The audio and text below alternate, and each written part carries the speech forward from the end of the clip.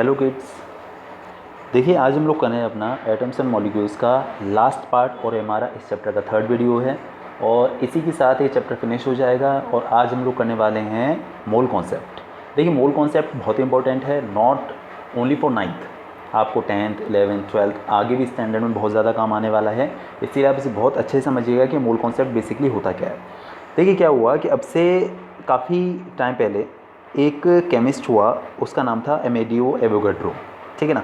उन्होंने क्या बताया कि जितने भी एलिमेंट्स होते हैं या जितने भी कंपाउंड्स होते हैं उनकी एक पर्टिकुलर अमाउंट होती है जिसे उन्होंने नाम दिया मोल, ठीक है ना, MOLE मोल। क्या भी हर एक जितने भी सब्सटेंसेज है हर एक का एक पर्टिकुलर अमाउंट होता है, वो 1 मोल कहलाता है, उसे मोल नाम दिया उन्होंने। और किसी भी सब्सटेंस के 1 मोल में 6.022 इंटू 10⁻23 पार्टिकल्स प्रेजेंट होते हैं, ठीक है। ये उन्होंने अपना मोल कॉन्सेप्ट दिया था। क्या बोला उन्होंने कि किसी भी सब्सटेंस का एक पर्टिकुलर अमाउंट होता है, इसे उन्होंने 1 मोल नाम दिया। और उन्होंने ये भी बताया कि उसके हर एक सब्सटेंस के 1 मोल में 6.022 इंटू 10⁻23 पार्टिकल्स प्रेजेंट होते हैं। कितने? 6.022 इंटू 10⁻23 इतने पार्टिकल्स उसके 1 मोल में प्रेजेंट होते हैं हर एक सब्सटेंस के। तो देखिए मैं आपको समझाने की कोशिश करता हूँ कि 1 मोल होता क्या है। देखिएगा ज़रा, समझिएगा अच्छे से। जैसे हम लोग बात करते हैं, पहले मैंने एक एग्जांपल लिया हुआ है सोडियम का, ठीक है। आप देख सकते हैं मैंने सोडियम का एक एग्जांपल लिया हुआ है। और सोडियम का आप जानते हैं बहुत अच्छे से कि इसका जो एटॉमिक नंबर होता है वो होता है 11 और इसका मास नंबर जो होता है वो तो 23। तो किसी भी सब्सटेंस का जितना मास होता है ना, अगर वो एक एटम है तो उसका ये एटॉमिक मास होगा, ठीक है। अगर वो एक मॉलिक्यूल है तो उसका मॉलिक्यूलर मास होगा। तो जिस सब्सटेंस का, किसी भी सब्सटेंस का जितना मास होता है वो उसका 1 मोल कहलाता है। अगर हम लोग सोडियम का एक एग्जांपल लेके चल रहे हैं तो इसका मास कितना है? 23। तो सोडियम का जो 23 ग्राम है वो 1 मोल के इक्वल होगा, ठीक है।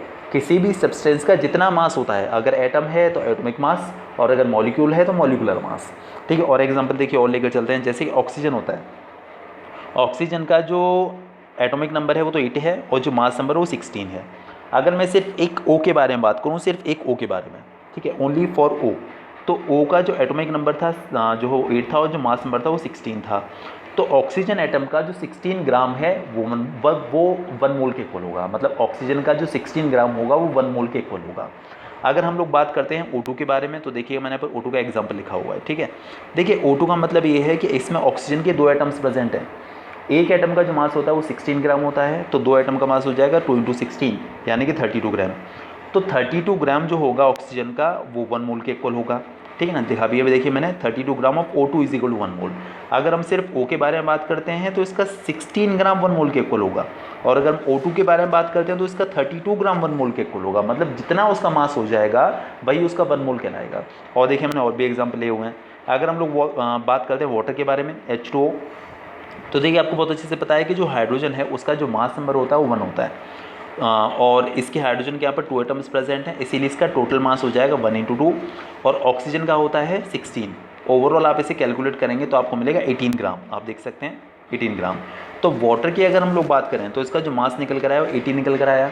तो 18 ग्राम ऑफ वाटर जो होगा वो 1 मोल के इक्वल होगा। मतलब ये कहने का कि किसी भी सब्सटेंस का आप देख सकते हैं जिस सब्सटेंस का जितना मास है वही बेसिकली 1 मोल कहलाता है, ठीक है। तो 18 ग्राम ऑफ H2O जो होगा that will be equal to 1 mole, ठीक है। समझ पा रहे हैं ना बहुत अच्छे से। अच्छा अब देखिएगा ज़रा, हम NaCl के बारे में एक एग्जांपल ले लेते हैं। NaCl देखिए सोडियम का जो मास नंबर होता है आपको बहुत अच्छे से पता है 23 ग्राम हुआ करता है और Cl का होता है 35.5। अगर आप दोनों को ऐड करेंगे तो निकल कर आएगा इसका मॉलिक्यूलर मास। आपको याद होगा मॉलिक्यूलर मास हम कैसे निकालते थे, 58.5 ग्राम। तो अगर हम लोग NaCl की बात करें तो इसका जो 58.5 ग्राम होगा वो 1 मोल के इक्वल होगा। मेरे ख्याल से आपको ये बात अच्छे समझ में आ गई होगी कि 1 मोल होता कितना है, ठीक है।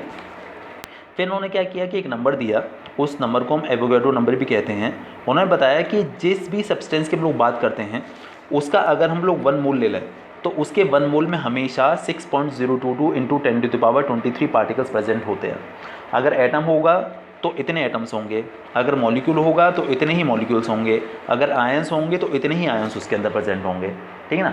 1 मोल में हमेशा 6.022 इंटू 10⁻23 पार्टिकल्स प्रेजेंट होते हैं। और इस नंबर को उन्होंने अपने नाम पर एवोगाड्रो नंबर भी नाम दे दिया, ठीक है ना। उसका नाम था ना अमेडियो एवोगाड्रो, तो उसी के अकॉर्डिंग इसका नाम उन्होंने एवोगाड्रो नंबर रख दिया। आपको मेरे ख्याल से इतना बहुत अच्छे समझ में आया होगा कि 1 मोल होता कितना है, ठीक है ना। किसी भी सब्सटेंस का, चाहे वो कोई एलिमेंट हो, चाहे वो कोई एटम हो, या फिर वो कोई आयन हो, या फिर वो कोई मॉलिक्यूल हो, उसका जितना मास होता है वो 1 मोल कहलाता है। सिंपली ऐसा समझिए, ठीक है। बुक में बहुत मुश्किल लैंग्वेज दी हुई है, इसीलिए आपको ऐसे ही समझना है, अच्छे से समझ में आ गया होगा मेरे ख्याल से 1 मोल होता कितना है। चलिए अब मैं आपको इसके न्यूमेरिकल दिखाता हूँ। पहले देखिएगा आप एग्जाम्पल नंबर 3.5 देखिएगा ज़रा क्या दिया उन्होंने। Calculate the number of moles, आपको number of moles find out करनी है इन 52 ग्राम ऑफ He। आपके पास हीलियम है, उसका जो मास है वो जो आपको 52 ग्राम दिया हुआ है, और आपको इसमें number of moles find out करने हैं। देखिएगा क्या करने वाले हैं हम इसके अंदर।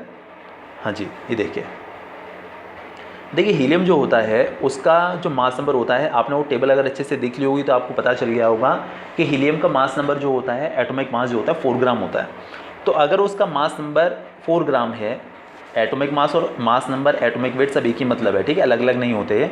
Mass number, atomic weight, atomic mass, तीनों का मतलब एक ही है, ठीक है। अच्छा, तो मैं क्या बोलना चाह रहा था कि जो हीलियम होता है, हीलियम का मास नंबर 4 ग्राम होता है। अभी हम डिस्कस कर रहे थे कि किसी भी सब्सटेंस का जितना मास होगा वही उसका 1 मोल कहलाएगा, ठीक है। तो हमें नंबर ऑफ मोल्स पूछे गए हैं 52 ग्राम ऑफ He में, ये हमारा क्वेश्चन था। तो आप देखिए सबसे पहले ये लिखिए नंबर, जो पूछा है उसी से शुरुआत कर दीजिए। आपको नंबर ऑफ मोल्स पूछे गए हैं तो आपको इसी से शुरुआत करनी है। Number of moles in 4 gram of helium is equal to 1, क्योंकि हम ये बात बहुत अच्छे से जानते हैं कि जो हीलियम होता है उसका मास नंबर 4 ग्राम होता है, तो इसका जो 4 ग्राम होगा वो 1 मोल के इक्वल होगा। मेरे ख्याल से इसमें कोई आपको बिल्कुल भी दिक्कत नहीं। मैं एक बात फिर से बोल देता हूँ आपको, हीलियम जो होता है, हीलियम का जो मास नंबर होता है 4 होता है, और जो एटॉमिक नंबर होता है वो 2 होता है। तो जिस भी सब्सटेंस का जितना मास होता है वही उसका 1 मोल कहलाता है। तो बस यही हमको लिख दिया है, ये हमने लिख दिया है, number of moles in 4 gram of He is equal to 1, ठीक है ना। 4 ग्राम हीलियम में 1 मोल होंगे। अच्छा, हमें कितने ग्राम का पता करना है? 52 ग्राम का। तो देखिए आप यहाँ पर ना यूनिटी मेथड लगाइए। यूनिटरी मेथड आपको बहुत अच्छे से आता है। मैं आपको बता दूं कि जैसे एक छोटा सा क्वेश्चन है कि 2 टॉफ़ीज़ की जो कॉस्ट है वो 10 रुपीज़ है, और आपको 5 टॉफ़ीज़ की कॉस्ट पता करनी है, ठीक है। तो आप क्या करते हैं कि आपके पास पता है कि 2 टॉफ़ीज़ की जो कॉस्ट है वो 10 रुपीज़ है, तो आप 10 में 2 का डिवीजन करके 1 टॉफ़ी की कॉस्ट पता कर लेते हैं। पहले क्या कंडीशन आई, मैंने फिर से बोल देता हूँ कि 2 टॉफ़ीज़ की जो कॉस्ट है वो 10 रुपीज़ है। तो आपसे पूछा गया है कि 5 टॉफ़ीज़ की कॉस्ट बताइए। तो पहले आप क्या करेंगे, पहले 1 टॉफ़ी की पता कर लेंगे। कैसे? 10/2 करके, मतलब 5 रुपीज़ निकल कर आ जाएगी द कॉस्ट ऑफ 1 टॉफ़ी, ठीक है। अब उन्होंने पूछा कि आपको 5 टॉफ़ीज़ की कॉस्ट पता करनी है। जब आपको एक के बारे में पता चल जाता है और आपको किसी और के बारे में निकालना हो, जैसे 5 टॉफ़ीज़ का पता करना है ना, तो हम 5 का इस नंबर से मल्टीप्लिकेशन कर देंगे, ठीक है। मतलब 5 × 5 यानी कि 25 रुपीज़ आपका आंसर आ जाएगा। मेरी बात समझ पा रहे होंगे आप कि पहले आप एक का पता कर लीजिए, उसके बाद जिसका पूछा जाए उसका मल्टीप्लाई कर दीजिए, ये काम हुआ करता है, ठीक है। अच्छा, अब देखिएगा ज़रा, बस यही काम हम लोग करने वाले हैं। 4 ग्राम हीलियम में 1 मोल होंगे, तो आप पहले ये पता कर लीजिए कि 1 ग्राम हीलियम में कितने मोल होंगे। ये देखिएगा, number of moles in 1 gram of helium, इस वाले 4 का यहाँ पर डिवीजन कर दीजिए, तो आपको आ जाएगा 1/4, यानी कि 1 ग्राम हीलियम में 1/4 मोल्स होंगे। कितने ग्राम का पूछा गया है? 52 ग्राम का पूछा गया है। तो अब आप 52 का यहाँ पर देखिए मल्टीप्लिकेशन कर दीजिएगा। देखिएगा, number of moles in 52 gram of He, तो 1/4 मल्टीप्लाई बाय 52 मल्टीप्लिकेशन करेंगे, और 4 से 52 आपका कैंसिल हो जाएगा 13 टाइम्स, यानी कि 52 ग्राम ऑफ हीलियम में 13 मोल्स प्रेजेंट होंगे। मेरे ख्याल से बहुत अच्छे समझ में आया होगा। हमारे को उन्होंने दिया हुआ था कि 52 ग्राम हीलियम है, इसमें कितने मोल्स होंगे, तो हमें ये पता है कि 4 ग्राम हीलियम 1 मोल के इक्वल होगा, और 52 ग्राम का पूछा हुआ है, तो पहले हमने 1 ग्राम का पता कर लिया है 4 का यहाँ पर डिवीजन करके, फिर जिसका पूछा गया तो उसका मल्टीप्लिकेशन कर दिया, आपका आंसर निकल कर आ गया, जो कि निकल कर आया है 13 मोल्स। मेरे ख्याल से बहुत अच्छे समझ में आपको आया होगा। चलिए अब देखिए, मैं आपको नेक्स्ट क्वेश्चन दिखाता हूँ। नेक्स्ट क्वेश्चन है क्या? जी हाँ, उन्होंने बोला कि 12.044 × 10⁻23 नंबर ऑफ हीलियम एटम्स हैं, तो इसमें नंबर ऑफ मोल्स कितने होंगे? नंबर ऑफ मोल्स के रिगार्डिंग है दोनों क्वेश्चंस। सेकंड वाले में भी आपको number of moles he find out करने हैं। इस बार उन्होंने हमको नंबर ऑफ एटम्स दिए हुए हैं और बोल दिया कि नंबर ऑफ मोल्स कितने होंगे। देखिए, आपको अभी हमने डिस्कस किया था बहुत अच्छे से कि हर एक सब्सटेंस के 1 मोल में 6.022 × 10⁻23 पार्टिकल्स प्रेजेंट होते हैं, ठीक है। बस देखिए, नंबर ऑफ मोल्स पूछा है तो नंबर ऑफ मोल्स से शुरुआत करनी है आपको। Number of moles having 6.022 × 10⁻23 particles, इतने पार्टिकल्स कितने मोल्स में होते हैं? 1 मोल में होते हैं, ठीक है। आपको कितने का पूछा गया है कि इतने एटम्स के लिए कितने मोल्स की रिक्वायरमेंट है, कितने मोल्स होंगे इतने एटम्स में। तो देखिए आपको बहुत अच्छे से पता है कि इतने पार्टिकल्स का मतलब होता है 1 मोल, ठीक है। तो अगर आप 1 एटम का पता करना चाहें, 1 का मतलब देखिए इतने पार्टिकल्स 1 मोल के इक्वल है, तो अगर हम लोग 1 का पता करेंगे तो क्या करेंगे, इस नंबर का यहाँ पर डिवीजन कर देंगे, तो आपको मिलेगा 1/6.022 इंटू 10⁻23। ये आपके पास निकल कर आ गया कि number of moles in 1 atom, ठीक है ना। 1 एटम ऑफ हीलियम, उसके एक एटम में कितने मोल्स होंगे। देखिए हमने क्या किया, मैं आपको फिर से समझा देता हूँ। आपको बहुत अच्छे से पता है कि इतने पार्टिकल्स को मिलाकर 1 मोल बनता है, तो आप पहले ये पता कर लीजिए कि 1 पार्टिकल में कितने मोल्स होंगे, तो इसका यहाँ पर डिवीजन कर दिया। आप अच्छे से जान चुके हैं कि 1 का निकालने के लिए हमेशा डिवीजन किया जाता है, फिर जिसका पूछा जाता है उसका मल्टीप्लिकेशन कर देते हैं। तो देखिए अब हमें पता करना था number of moles in 12.044 into 10⁻23 particles या एटम्स, एक ही बात है, इससे पैनिक मत होइएगा। तो देखिए हमने सबसे लास्ट वाले स्टेप में 12.044 इंटू 10⁻23 का मल्टीप्लिकेशन कर दिया है। देखिएगा हमने मल्टीप्लिकेशन कर दिया है यहाँ पर, और आप देख सकते हैं कि ये जो 10⁻23 है वो इस 10⁻23 के साथ कैंसिल आउट हो जाएगा, और 12.044 में अगर आप 6.022 का डिवीजन करेंगे तो आपको मिलेगा 2। तो मतलब इसका फाइनल आंसर आपका 2 निकल कर आ जाएगा कि इसमें 2 मोल्स होंगे, ठीक है। बहुत ईजी था, कोई भी इसमें परेशानी वाली बात बिल्कुल भी नहीं है। इसके बाद देखिएगा मैंने किया हुआ है एग्जाम्पल नंबर 3.4। एग्जाम्पल अच्छे थे इसीलिए किए हुए हैं, एक्सरसाइज मुझे मिली नहीं ऐसी कोई खास, बाकी आपको अगर कोई दिक्कत होती है पूछ लीजिएगा। देखिए मैं आपको वो क्वेश्चन दिखा देता हूँ। कैलकुलेट द मास, आपको इस बार मास पता करना है। 0.5 mole of N2 gas, N2 gas के 0.5 मोल हैं और आपको पता करना है कि उसका मास कितना होगा, ठीक है। चलिए शुरू करते हैं अपना काम। देखिएगा देखिए हाइड्रोजन जो होता है सिर्फ नाइट्रोजन N2, देखिए नाइट्रोजन जो होता है मैं सिर्फ नाइट्रोजन के एक एटम के बारे में बात कर रहा हूँ हाल फिलहाल, N2 के बारे में नहीं, सिर्फ नाइट्रोजन के एक एटम के बारे में बात कर रहे हैं। उसका जो एटॉमिक नंबर होता है 7 होता है, मास नंबर आपका 14 होता है। तो आपको ये बात बहुत अच्छे से पता है, अगर हम सिर्फ नाइट्रोजन एटम की बात करें तो उसका जो मास होता है वो 14 ग्राम होता है, बट यहाँ पर बात चल रही है N2 के बारे में, तो आपको इसमें 2 का मल्टीप्लिकेशन करना पड़ेगा, यानी कि आपका निकल कर आएगा 28 ग्राम, ठीक है। और ये बात हम बहुत अच्छे से जान चुके हैं कि किसी भी सब्सटेंस का जितना मास होता है वही उसका 1 मोल होता है। अच्छा मैं आपको क्वेश्चन बता दूं, इस वाले क्वेश्चन में आपको मास पूछा गया है, तो जो पूछा जाए उसी से आपको शुरुआत करनी है। Mass of 1 mole of N2 के 1 मोल का मास कितना होता है, बस बहुत अच्छे जान चुके हैं 28 ग्राम होता है। कितने का पूछा गया है उन्होंने, 0.5 का पूछा गया है। देखिए आपको अगर 1 का पता चल जाए तो जिसका भी पूछा जाए आप उसका मल्टीप्लाई कर दीजिए। तो mass of 0.5 mole of N2, तो यहाँ पर आप 0.5 का मल्टीप्लाई कर दीजिए तो आपको आंसर मिल जाएगा आपका 14 ग्राम। मेरे ख्याल से बिल्कुल भी परेशानी वाली बात नहीं है। उन्होंने हमको N2 बोला था, तो ये बात हमको बहुत अच्छे से पता है कि एक सिंगल नाइट्रोजन एटम का जो मास होता है 14 ग्राम होता है। अगर हम N2 के बारे में बात करते हैं तो N2 का जो मास होगा वो 28 ग्राम हो जाएगा। जितना उसका मास होता है वही उसका 1 मोल कहलाता है।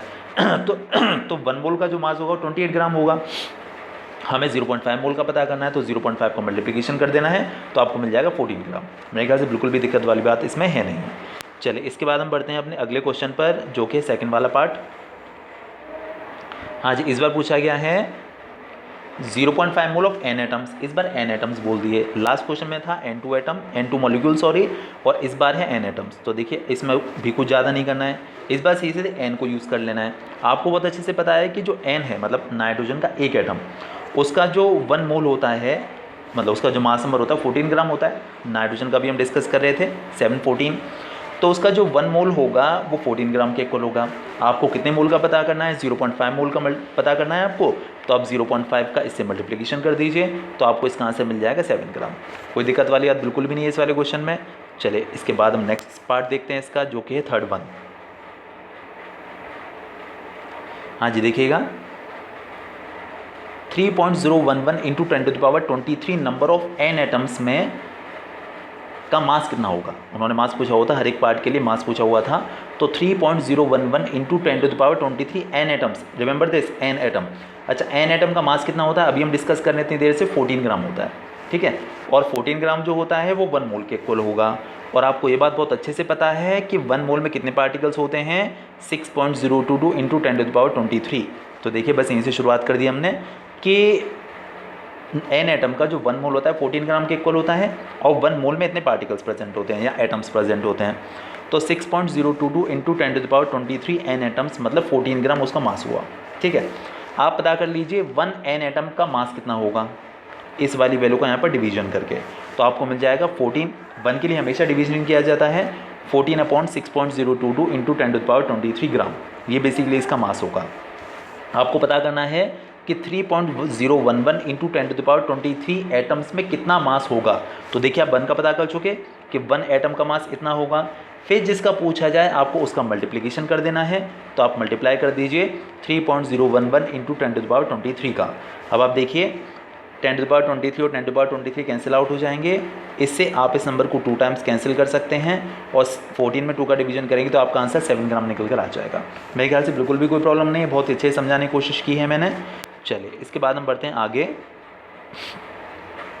चलिए इसका एक पार्ट और था, मैं आपको दिखा देता हूँ। हाँ जी, उन्होंने बोला कि 6.022 into 10⁻23 number of N2 molecules हैं, उसका मास कितना होगा। देखिए आपको बहुत अच्छे से पता है कि ये जो होता है 1 मोल के बराबर होता है ना, और 1 मोल ऑफ N2 का मास कितना होता है, अभी हमने फर्स्ट वाले क्वेश्चन में बात की थी, वो होता है 28 ग्राम। तो आप सीधे इसका आंसर दे सकते हैं कि इसका जो मास होगा वो 28 ग्राम्स होगा। ठीक है, चलिए बहुत बढ़िया। इसके बाद हम बढ़ते हैं अपने थर्ड वाले क्वेश्चन की तरफ। देखिएगा, the question is calculate the number of particles. इस बार आपको पार्टिकल्स पता करने हैं, एटम्स भी हो सकते हैं, मॉलिक्यूल्स भी होते हैं, सब पार्टिकल्स होते हैं। 46 ग्राम Na एटम में आपको number of particles find out करने हैं। 46 ग्राम ऑफ Na एटम्स। देखिए Na सोडियम का जो मास नंबर होता है 23 ग्राम होता है। आपको ये बात बहुत अच्छे से पता है कि जितना मास होता है वो 1 मोल होता है। ठीक है, तो देखिएगा 23 ग्राम ऑफ Na 1 मोल होगा, और 1 मोल में आपको बहुत अच्छे से पता है कि इतने पार्टिकल्स प्रेजेंट होते हैं। अच्छा, अब आपको पूछा है 46 ग्राम Na में कितने पार्टिकल्स होंगे, तो पहले आप यहाँ पर 1 ग्राम का पता कर लीजिए 23 का साइड डिवीजन करके। तो देखिए आपको क्या वैल्यू मिल गई, ये वैल्यू मिल गई। ठीक है, सॉरी ये वाली वैल्यू मिल गई 6.022 इंटू 10⁻23/23। आपको 46 का पता करना है। जैसे ही आपको 1 का पता चल जाए आप उसका मल्टीप्लिकेशन कर दीजिए। अच्छा एक बात मैं कह दूँ, बता दूँ, आपको यहाँ पर कैंसिलेशन नहीं करना है, आपको कैंसिलेशन तब करना है जब आप मल्टीप्लिकेशन कर लें। तो देखिए आपको 46 ग्राम का पता करना है, तो 46 का यहाँ पर मल्टीप्लिकेशन कर दिया जाएगा।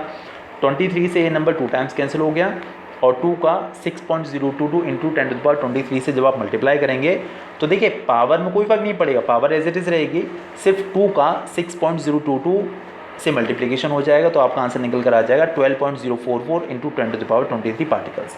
46 ग्राम Na में इतने पार्टिकल्स प्रेजेंट होंगे, कोई प्रॉब्लम नहीं बिल्कुल भी। अच्छा इसके बाद देखिए अगला क्वेश्चन जो है, नेक्स्ट पार्ट है 8 ग्राम ऑफ O2 मॉलिक्यूल्स। जो सेकंड वाला है आप लास्ट में देख सकते हैं कि 8 ग्राम ऑफ O2 मॉलिक्यूल्स हैं, इसमें कितने नंबर ऑफ पार्टिकल्स होंगे, ये अपना क्वेश्चन है। चलिए O2 है, O2 देखिए मैंने डिस्कस किया था कि O2 जो होगा उसका जो 1 मोल होगा वो 32 ग्राम के इक्वल होगा। ठीक है, मैंने समझाया था अभी आपको बहुत अच्छे से कि O2 का जो 1 मोल होगा वो 32 ग्राम के इक्वल होगा। तो बस यहीं से हमें हिंट चाहिए थी और मिल गया हमें हिंट। जी हाँ, देखिएगा 32 ग्राम ऑफ O2 1 मोल के इक्वल होगा, और आपको बहुत अच्छे से पता है कि 1 मोल में 6.022 इंटू 10⁻23 पार्टिकल्स प्रेजेंट होते हैं।